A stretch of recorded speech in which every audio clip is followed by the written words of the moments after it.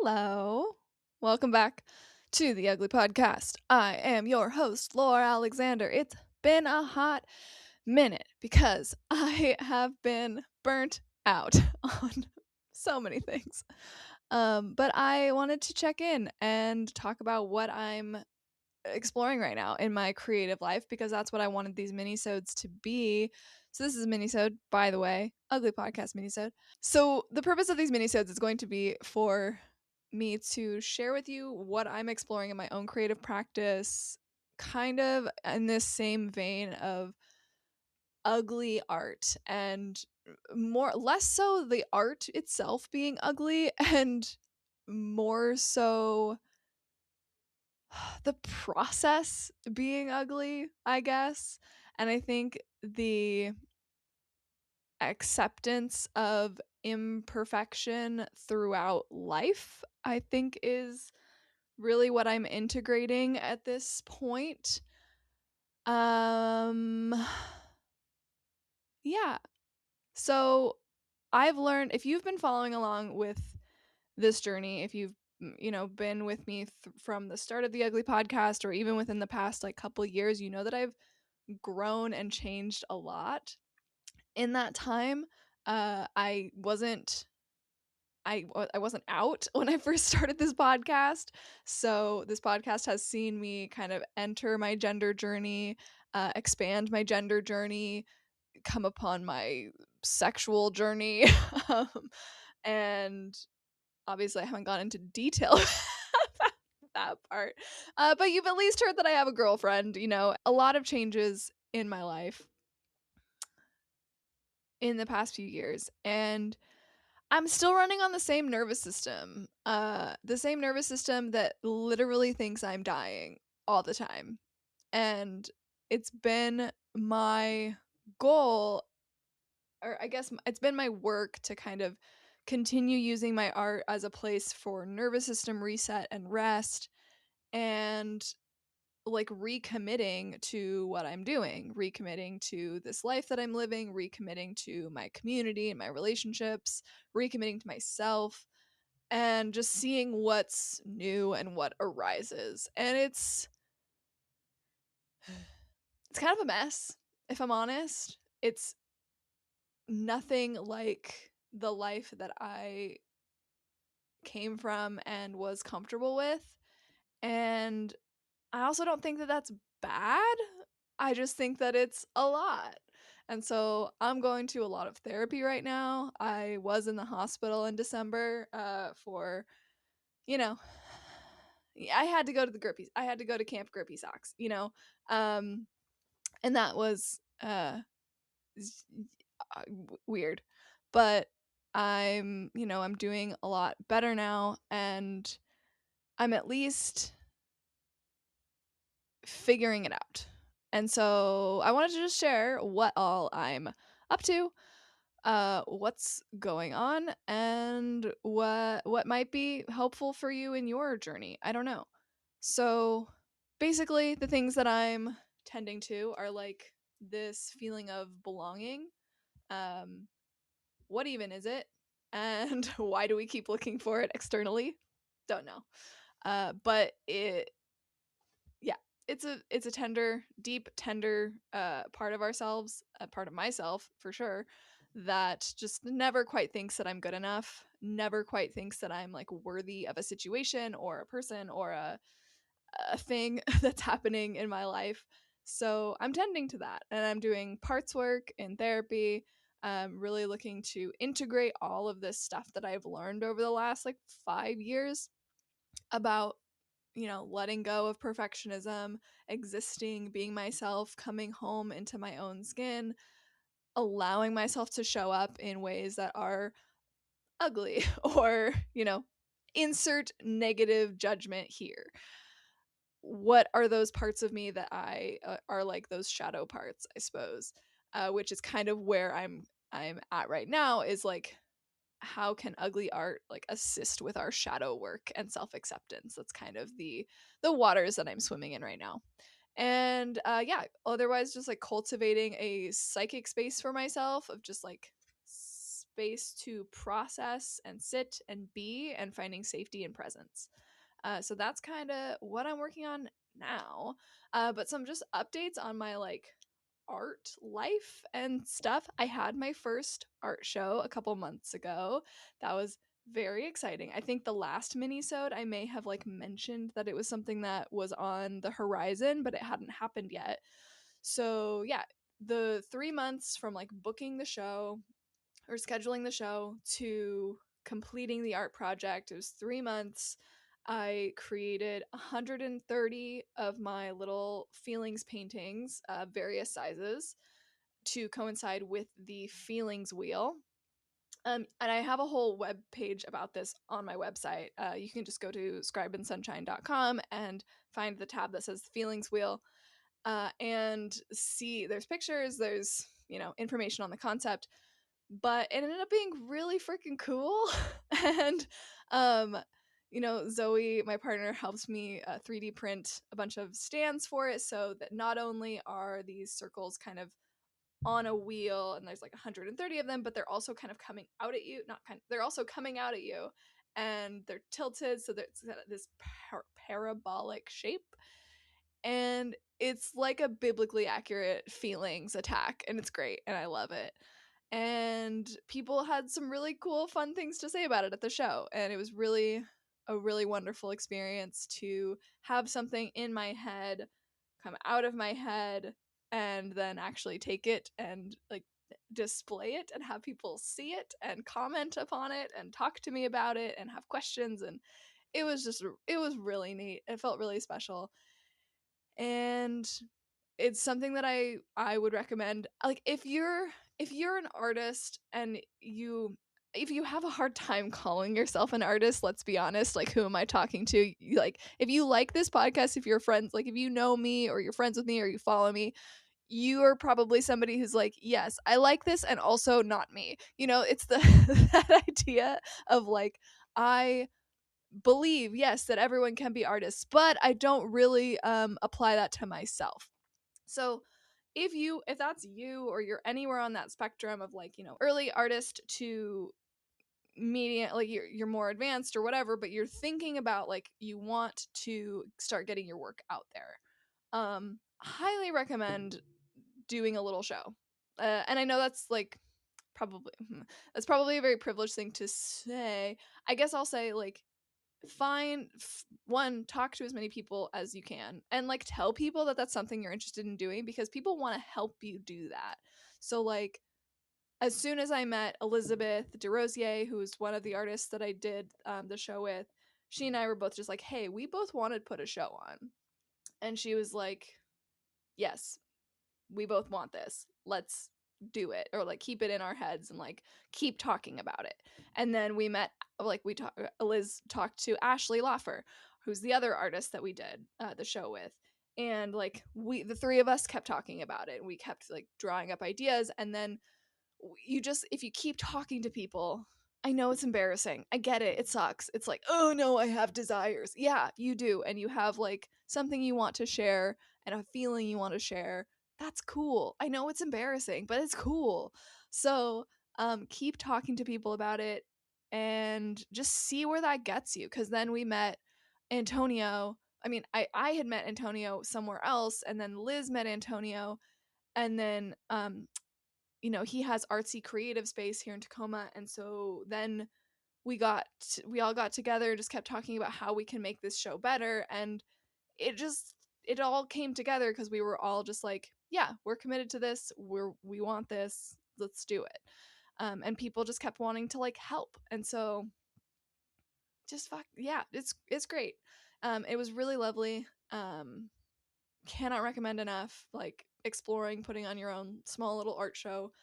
It doesn't need to be anything big. It could be for your friends and family, of just like, I have feelings, come look at them. Which was, I feel like, essentially what I did. I was like, I have a lot of feelings, here they are.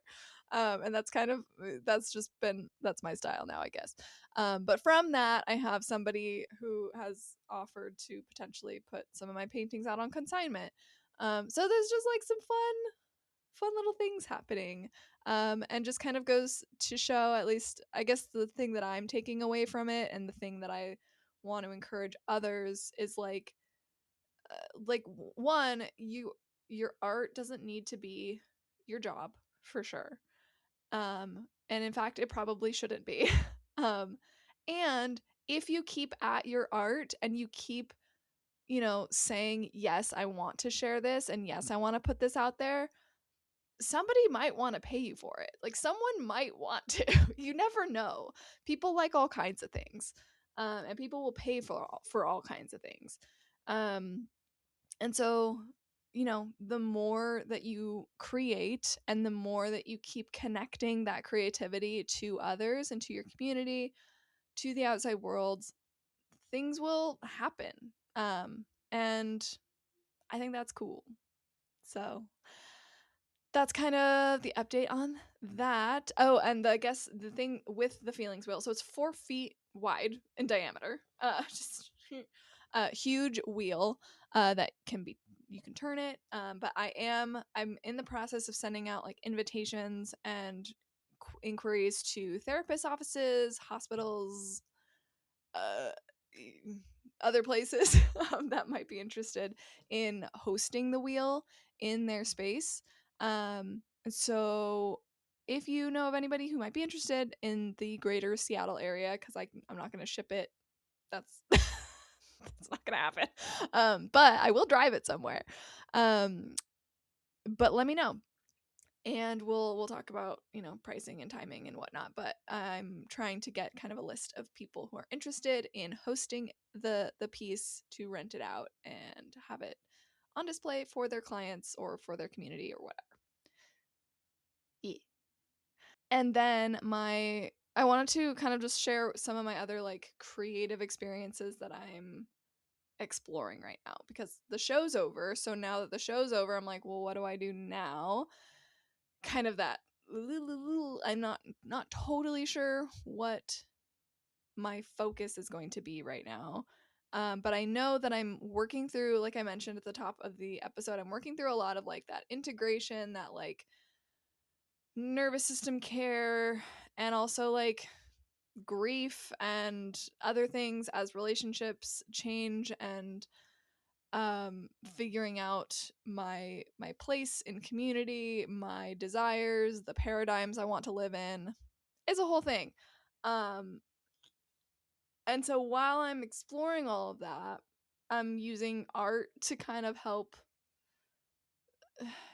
process and integrate and feel all of what that means. So I have been doing a lot of meditative painting, which again, if you listen to the last minisode way back, I had just been starting an intuitive painting class with Angela.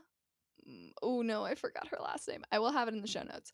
Um, but yeah, so intuitive painting here in Tacoma, I did, I think it was 4 weeks of that, and it was really, really lovely. Starting off the class being very wary of what I was making and very nervous because I was in a class with um, several older women who, as a queer person, I don't know how much of myself to show in those environments. I'm just on high alert, I suppose, in a room full of old ladies. And just n- not knowing and not feeling safe, I suppose. So, not that they were said anything or did anything, it's just kind of a like, you don't know you're safe until someone says something and you're like, "Oh, okay, I'm good." Um so anyway, so just some nervousness. And anyway, so over the course of the 4 classes, each time kind of shedding off another layer of that self-consciousness and shedding off another layer of like, oh, I don't need to hide this part of me. I don't need to shove this part of me down. And so then like by the last class, I'm I'm painting this like large painting of like vulvas, and which is actually pretty similar to this painting that's back here, which I didn't do. That was somebody else that I just saw it and I was like, yes, I would like to buy that, please. But you know, I'm kind of drawing something similar and just like really enjoying playing with the shape and the sensuality of vulvas and just feeling a little more comfortable to do that and to be like, yeah, this is who I am and what I'm doing at the moment, and here we go. Like, I'm not going to worry about what these people think of me. And then of course, it was lovely at the end of it. Everybody's like giggling and laughing, and it's just like, oh yeah, they're all sharing about the other art classes that they've been to, that everyone jokes about, like, oh, when is the first penis gonna get drawn? It's just like, okay, this is like normal and fine. And like, sex is actually very well integrated into the art space, and you don't actually have to be quite so worried about like hiding who you are. So, yeah, so that was a really lovely experience. So, I've been doing a little bit more of that in my own space, starting off with some like meditative dancing and getting into my skin, and also just dancing in general has been really good for me lately. Just really in terms of releasing and like treating it as kind of a ritual, as like a shedding, a shaking, a like yeah, just getting stuff out of my body and moving the energy, because there is a lot of stagnant energy and just things in my body that want to like clench and control and have all the answers and like fix, and I'm just like, honey baby, you gotta release it. And so then I dance around like a maniac, and it's lovely, and it's been really great. And then after I do that, I've been doing the meditative painting along that same style as from the class that I did. And that's been really, really nice. I really want to do bigger things, like really being able to use my whole body in like a painting movement, but I just don't really have the space for that at the moment. So we'll see. That's kind of it's in the noggin. My feelings paintings have continued. I'm kind of thinking them more of like internal landscapes now, not so much like what am I feeling right this moment, but like what does my inner world look like right now? And they're not like that much different, I suppose. But when I'm thinking of just like one specific feeling, sometimes it's not like interacting with another feeling, and like when you're thinking of your greater inner landscape, there's a lot going on than just like the one feeling. You have like the one feeling, and then you have the thoughts about the feeling, and then you have the feelings about the feeling, and then it's and so it's just like kind of putting all of that into a painting. It has been making them maybe a little more like complex and interesting, so that's been fun. What else have I been doing? I have also been doing continuing my voice lessons. I've been doing those for several months now, quite a while. And I've continued to really love those. I think singing has been really lovely. Again, in terms of like nervous system care, and also like opening up that like throat chakra, just like I tend to clam up and stay silent a lot. And so singing has been a really good way to just release a lot of that. And I have a really great singing teacher, voice lessons teacher, who is whenever, especially if I'm having like a really hard day, she's really good about being like, okay, well, why don't we just like do these like voice exercises that are really just like really reverberate those muscles and just like loosen them up. And it's like, we're not even going to worry about the song that we're working on, we're just going to like loosen up whatever is there. And it's like, it's, yeah, hell yeah, this is great. And then a few weeks ago, I went to something called Dance Church up in Seattle, and that was really fun. Just like loosely led. It was pretty guided. It was guided, but very loose, like encouraging people to just like kind of loosen up. And yeah, it was like an hour and a half, I want to say, of like ecstatic dancing, and that was very fun. I love this, like the letting go, feeling into your body. I mean, I already said that's what I've been doing in my before my meditative painting. So it's also integrated our bodies and our minds and just how we like feel. It's wild. It's having a body is weird. I don't know that I was meant to exist in this form. I feel like I do a lot better as goo or like not having a central nervous system. I would thrive a lot better as a pile of goo. But alas, I have a bunch of meat and bones and nerves that haven't caught on yet. So we're working with those and we're taking care of those as we go.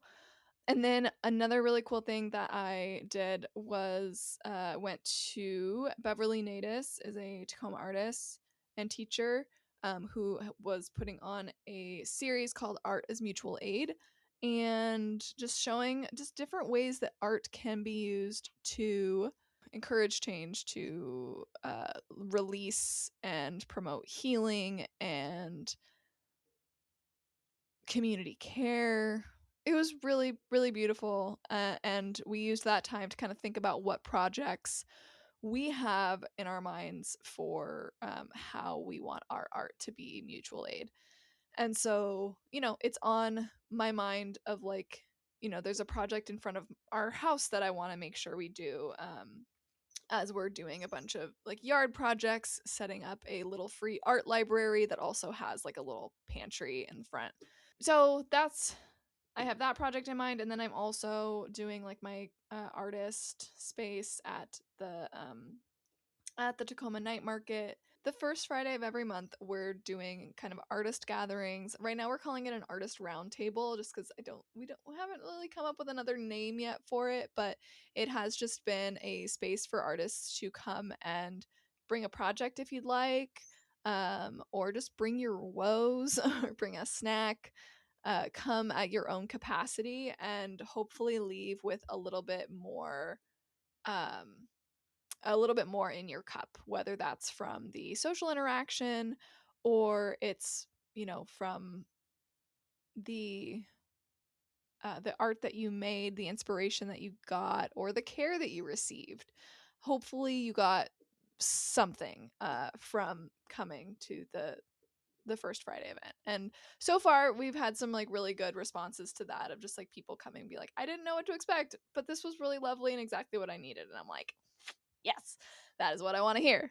So, because I also don't exactly know what I want out of that space, but like I know that the Tacoma Night Market is a really beautiful building that Leah has put so much care into. And it is such a beautiful space of inspiration and color and art and silliness and jokes and family and love. It's beautiful. It's wonderful. And so if we can, use that space to give any kind of inspiration or any kind of like comfort, joy to our fellow artists who aren't sure what to do with themselves, or maybe they're stuck or they're just needing a little bit of care, then that's what we want to do. So, yeah. So that's good. We didn't have it this month because I was visiting my partner's family in Arizona. So I was out of town, and Leah also had some family things that night. So we had to cancel this month, but we will be starting that up again June, the first Friday of June. So keep an eye out for that. So my takeaway for you all from this is I am continuing to show up and continuing to make my art. And I hope that you are too. I hope that even if you are feeling like you don't know what you're doing, maybe you're in a space of transformation, you're in that cocoon and you're just a pile of goo and you don't actually want to like show up or do the things that are like good and part of your transformation, but like, ugh, you don't really want to show up feeling like a mess or feeling like you might be judged for what you're going through or whatever. I guess that's what I am hoping me doing this is like prompting, because like I know I just said like all this stuff that I'm doing, But truly, I'm burnt out. I'm so tired.